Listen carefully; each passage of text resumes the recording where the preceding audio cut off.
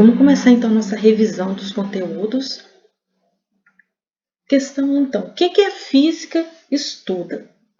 A física, ela surgiu lá na Grécia Antiga, então, com a análise dos fenômenos naturais para descrever o comportamento do tempo e do espaço. Ela buscava compreender, descrever, prever e, se possível, também controlar o comportamento da matéria ao longo do tempo e do espaço. Toda matéria e espaço, elas constituíam um mundo natural. E o estudo nesse mundo natural abrangia também várias áreas, como a química e a biologia. E durante o Renascimento, essas áreas foram divididas. O que era só ciência natural foi dividida em química, física e biologia. A parte da física, ela estuda os seres não vivos, estuda também a natureza, procura descrever, prever e justificar através de leis os fenômenos que acontecem com a matéria no decorrer do espaço e do tempo. Então, desde que o mundo surgiu e até antes disso, a física ela tenta desvendar os mistérios. É a ciência que a gente fala dos porquês. Ela também estuda os fenômenos que acontecem em todos os lugares, no nosso dia a dia, em nosso planeta, em outras galáxias, em todo o universo. Então, a física ela tenta desvendar os mistérios da natureza e do espaço. E como a física, então, ela compreende uma extensa variedade de fenômenos naturais, ela foi dividida em ramos. Então, a gente tem a mecânica, tem a termologia, a óptica, a ondulatória e alguns outros ramos que a física foi dividida. Vamos para a questão 2. O que é método científico? O método científico ele pode ser definido como um conjunto de procedimentos por meio dos quais um cientista consegue propor um conjunto de explicações para os fenômenos. Foi Roger Bacon, ele era um padre franciscano, ele propôs então a observação da natureza e a experimentação como fundamentos do conhecimento natural. Ele descreveu o método científico como um ciclo composto. Primeiro a observação, depois a hipótese, experimentação e verificação independente. Bacon registrava, sempre com detalhes, a maneira como ele fazia os experimentos, a fim de que outras pessoas pudessem reproduzir e testar os resultados obtidos então. Nós temos uma tabela como funciona o método científico. O primeiro passo sempre é a observação. Depois da observação vem as perguntas. Por que isso acontece? Se o ambiente for diferente, vai acontecer a mesma coisa? Depois a gente formula as hipóteses para essa observação. Depois vem a parte da experimentação, são os testes, a análise.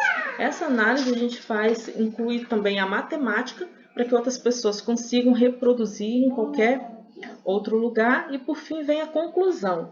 O método científico, a gente consegue provar que algo está errado, mas a gente nunca consegue provar que algo está certo. Por exemplo, eu faço um experimento, formulo uma teoria, formulo uma lei, mas se uma outra pessoa fizer testes, ela pode conseguir provar que o meu experimento, que a minha hipótese estava errada. Sendo assim, surge uma nova hipótese no lugar. Então, sempre lembrar disso. Nós conseguimos, com o método científico, provar que algo está errado, mas nunca provar que algo está certo. Vamos para a questão 3. O que é notação científica? Notação científica, então, é uma forma de escrever números usando a potência de 10. É utilizada para reduzir a escrita de números que apresentam muitos algarismos. Usamos a notação científica quando queremos escrever um número muito grande ou muito pequeno. Olha um exemplo, olha a quantidade de zeros que esse número tem. O que nós devemos fazer então para reduzir? Porque para fazer um cálculo e ficar repetindo várias vezes, às vezes pode acontecer alguma confusão, então é melhor reduzir sempre para a notação científica. Primeiro a gente pega um número diferente de zero, nesse caso só temos um 1, e multiplicamos pela potência de 10, pela potência de base 10. Colocamos vezes 10. E aí a gente vai contar a quantidade de zeros que tem depois do número 1. Nesse caso, são 16 zeros. E aí a gente vai olhar. Esses zeros estão do lado direito. Sempre quando estiver do lado direito, o expoente ele vai ser positivo.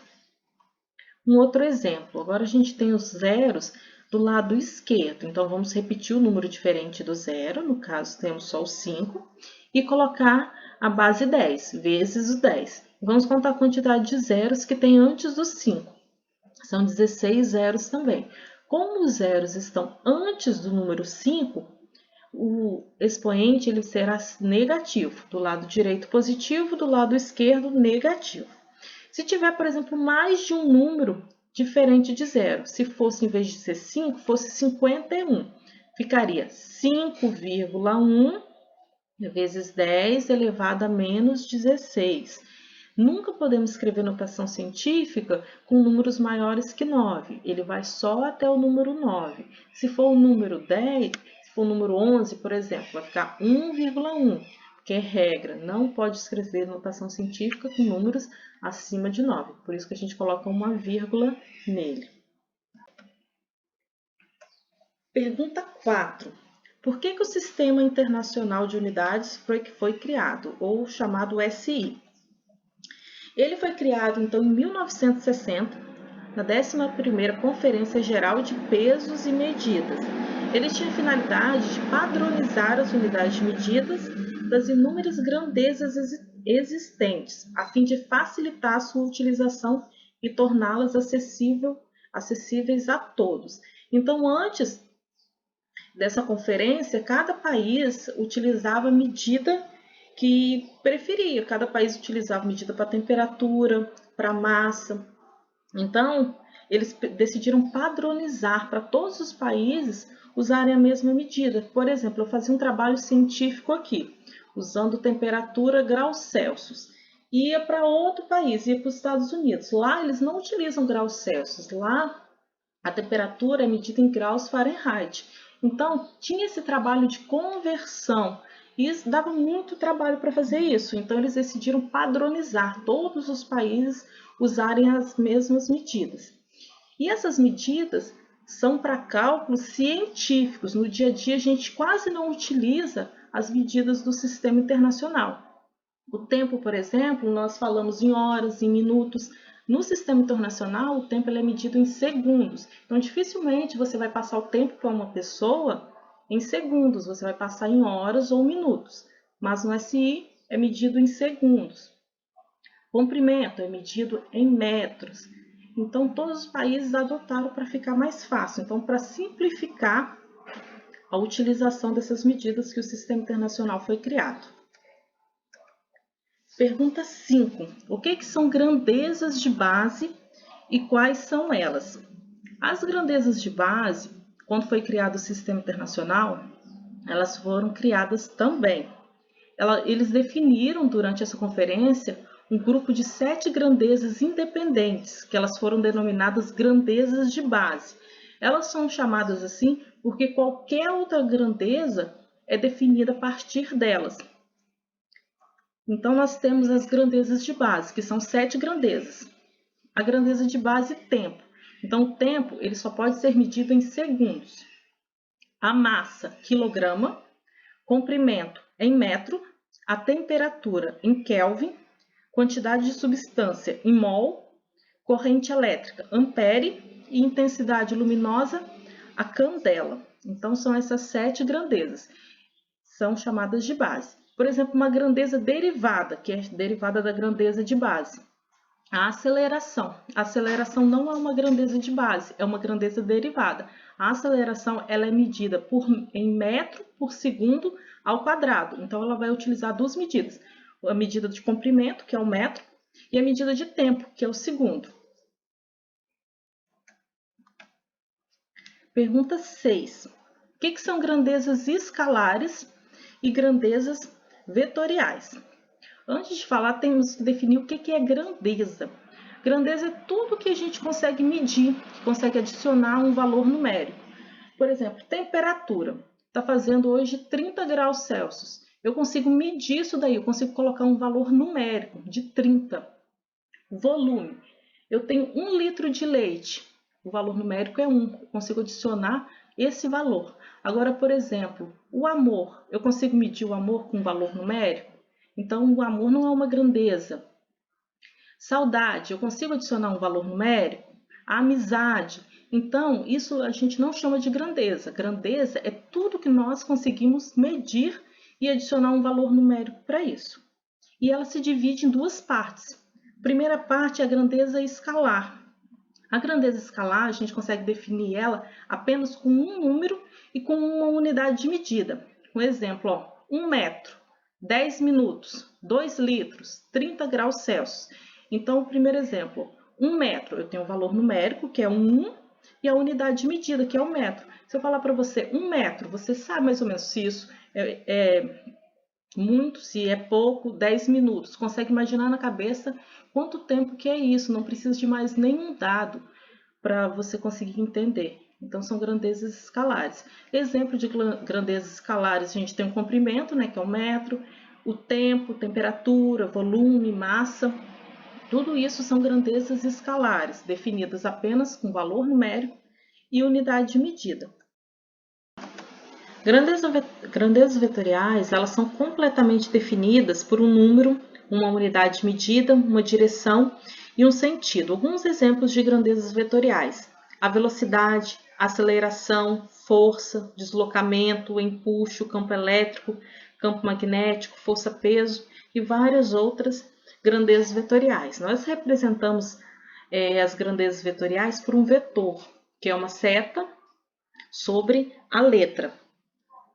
Um exemplo, então, de grandeza vetorial de força. Uma pessoa, ela move uma mesa fazendo uma força de 2 newtons. Só falando isso, ninguém vai entender. A pessoa fez uma força de 2 newtons na cadeira. Então, a gente tem o número 2, que é o valor numérico, newtons, a unidade de medida. Agora, a direção é horizontal ou é vertical? Essa pessoa moveu para o lado essa cadeira, ou para cima ou para baixo. Então, direção horizontal ou vertical. E o sentido, se for horizontal, vai ser da esquerda para a direita ou da direita para a esquerda. E se a direção for vertical, o sentido ele vai ser, então, de baixo para cima, de cima para baixo, ou pode ser também diagonal. Então, grandezas escalares, valor numérico, unidade de medida. Grandezas vetoriais, valor numérico, unidade de medida, direção e sentido. Número 7. Qual que é a diferença de distância e deslocamento? Primeira, distância, ou também a gente chama de distância percorrida, por um corpo ao longo do seu movimento. Ela é a medida da linha da trajetória do corpo. Olha um exemplo, do prédio até a casa, tem 50 quilômetros. A distância, a gente tem que levar em consideração tudo. Se tem uma curva, se tem uma montanha, se tem uma ponte, um túnel. Tudo tem que ser levado em conta. Todo o trajeto percorrido. Quando a gente sai do prédio, por exemplo, liga o velocímetro de um carro e até chegar a casa foram 50 quilômetros. Ele marcou todo o percurso. Então, distância é o percurso com aquele corpo fez de um ponto até outro, levando em consideração todo o trajeto. Agora, deslocamento é medido em linha reta, a diferença do ponto de partida e do ponto de chegada.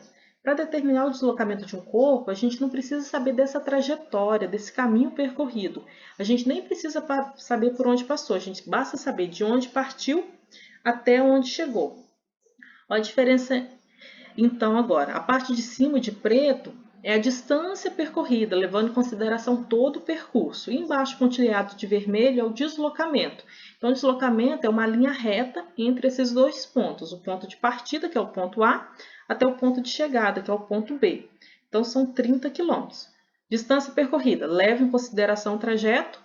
E deslocamento, não. Deslocamento, eu faço uma linha reta entre o ponto de partida e o ponto de chegada. Questão 8. Como que nós transformamos metro por segundo em quilômetro por hora e vice-versa, né? Transformar quilômetro por hora em metro por segundo. Então, a transformação entre essas unidades de velocidade, quilômetro por hora e metro por segundo, ela é feita por meio do fator 3,6.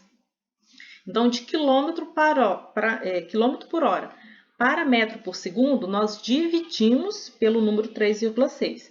E de metro por segundo para quilômetro por hora, nós multiplicamos por 3,6. Mas por que esse número 3,6? Para transformar metro para quilômetro. Então, 1 metro a gente vai dividir por 1.000, e 1 quilômetro tem 1.000 metros, e vai ficar o número 0,001 quilômetro. Então, 1 metro é igual a 0,001 quilômetro. Agora, nós temos os segundos. Para se transformar segundos para hora, dividimos por 3.600. Então, vai ficar 0,0002777, uma dízima bem grande. Então, para transformar metros por segundo em quilômetros por hora, 1 dividido por 1.000 dividido por 1 dividido por 3.600, que vai resultar no número 3,6. Então, basta lembrar, quilômetro para metro por segundo, quilômetro por hora para metro por segundo, divide por 3,6. Metro por segundo para quilômetro por hora, multiplica por 3,6. Um atleta, durante uma corrida de rua, demora 20 segundos para percorrer uma quadra de um bairro que mede 100 metros de comprimento. Qual que é a velocidade média do homem em quilômetros por hora? Então, a gente tem que anotar os dados antes de começar o cálculo. Tem que ver se está certinho, se está em metro por segundo, em quilômetro por hora, senão a gente tem que transformar. Vamos começar com o primeiro dado, então, ele quer calcular a velocidade média.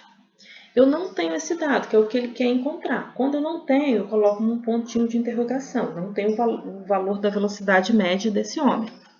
O ΔS é o espaço que ele percorreu. Estou falando aqui que ele percorreu a quadra de um bairro que tem 100 metros de comprimento, o tamanho dessa quadra. Então, o ΔS é o deslocamento. O deslocamento que ele fez foi de 100 metros. E o ΔT é o tempo que ele gastou para fazer esse percurso. O tempo que ele gastou foi de 20 segundos. Então, eu tenho os dados. Eu tenho metro e segundo. Então, eu não preciso converter nenhum dos dois. É só realizar o cálculo dessa maneira.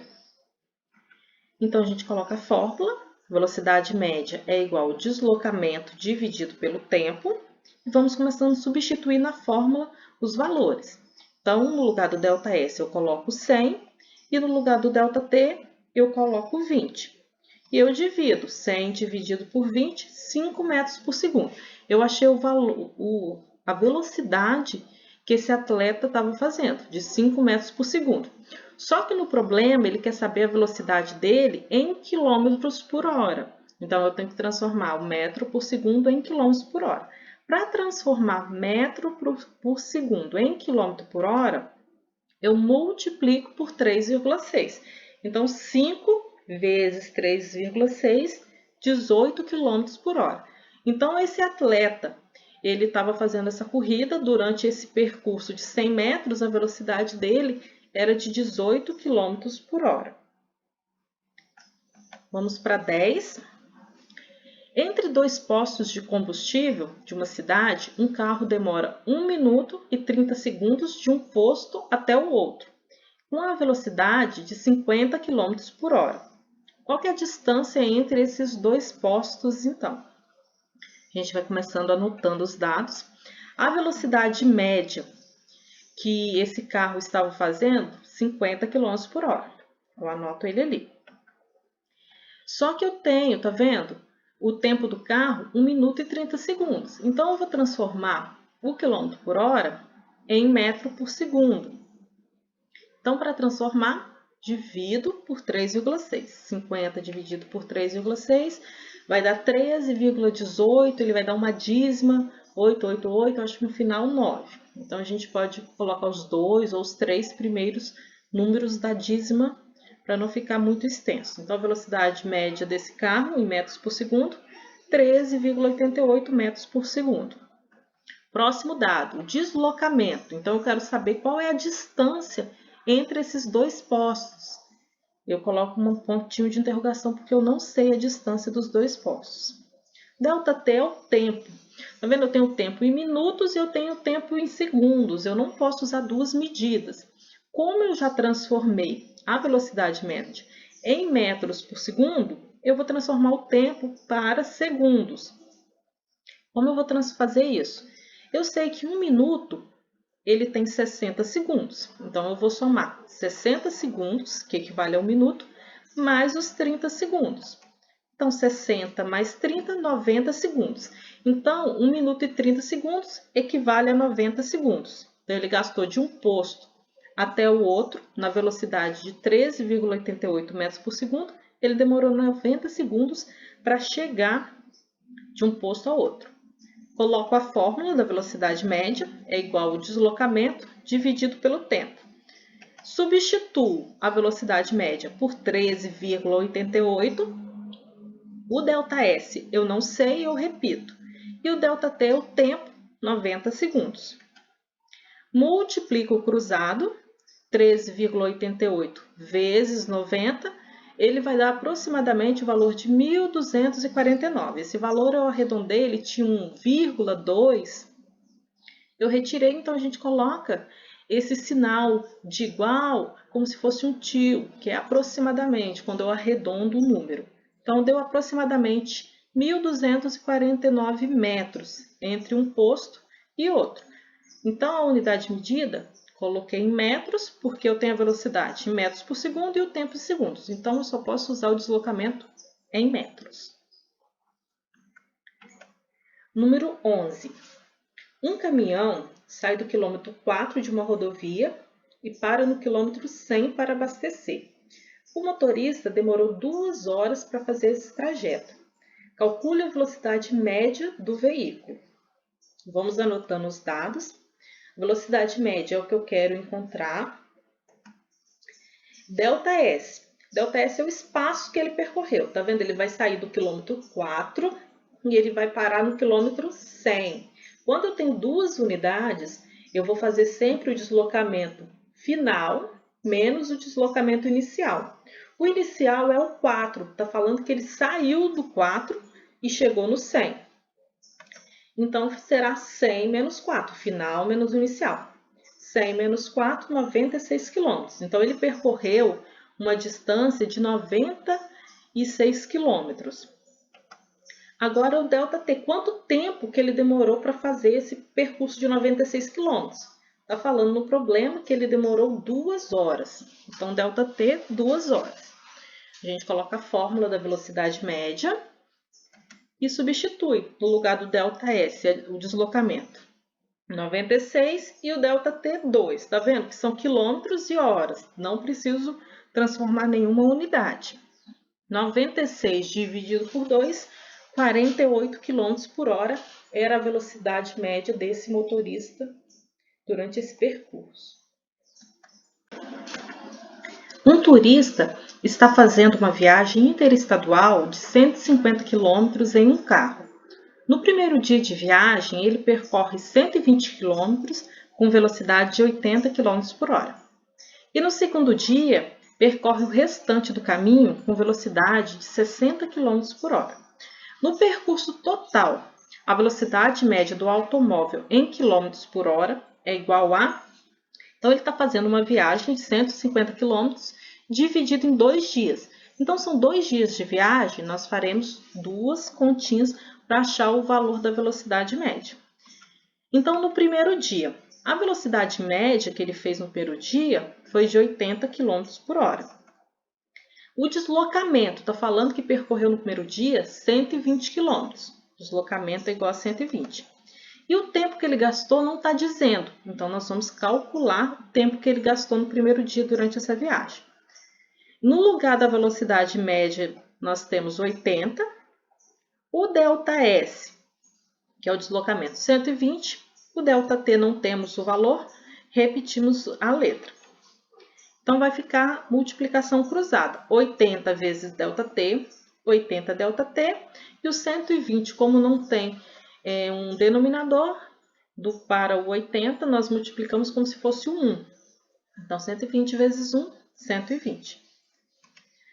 O 80, ele estava multiplicando pelo ΔT. Nós temos que passá-lo para depois da igualdade com a operação inversa. O inverso da multiplicação é divisão. Então, vai ficar 120 dividido por 80, que vai ser igual a 1,5 horas. Então, no primeiro dia, ele demorou 1h30 para percorrer 120 quilômetros. Agora, nós vamos fazer o cálculo do segundo dia. A velocidade média desse carro no segundo dia era de 60 km por hora. Como a viagem era de 150 km, ele fez no primeiro dia 120 km, então o restante da viagem sobraram só 30 km para ele. Então colocamos o 30 km, o ΔT não temos quanto tempo ele gastou para fazer esses 30 km. Vamos substituir na fórmula. No lugar da velocidade média, colocamos o 60. No lugar do ΔS, o deslocamento, o 30. O ΔT não tem valor, repete as letras. Multiplica cruzado, 60 vezes ΔT, 60 ΔT, e repetimos o 30. O 60 estava multiplicando pelo ΔT, ele passa para o outro lado com a operação inversa. Então, ele estava multiplicando, ele passa dividindo. Vai ficar 30 dividido por 60, que vai ser igual a 0,5 horas, ou 30 minutos. Agora, nós temos, então, dois tempos. E agora a gente pode calcular a velocidade média total do percurso desses 2 dias. Coloca um ponto de interrogação, porque não sabemos. ΔS é o espaço que ele percorreu. Então, o espaço total percorrido foi de 150 km. E o tempo vai ser o tempo do primeiro dia mais o tempo do segundo dia. O tempo que ele gastou no primeiro dia foi 1h30. O tempo que ele gastou no segundo dia foi meia hora. Somamos 1,5 mais 0,5, total 2 horas nesses 2 dias de viagem. Então, montamos a fórmula de novo da velocidade média. Velocidade média é igual a ΔS sobre ΔT. O ΔS é o espaço total, 150 km. ΔT é o tempo total, 2 horas para fazer esses 150 km. Então, a velocidade média desse motorista é de 75 km por hora. Então, estudem bastante, revisem os exercícios que vocês já fizeram na escola, façam novamente, que nós teremos prova, então, na quarta-feira, dia 22 de julho. Bons estudos para vocês!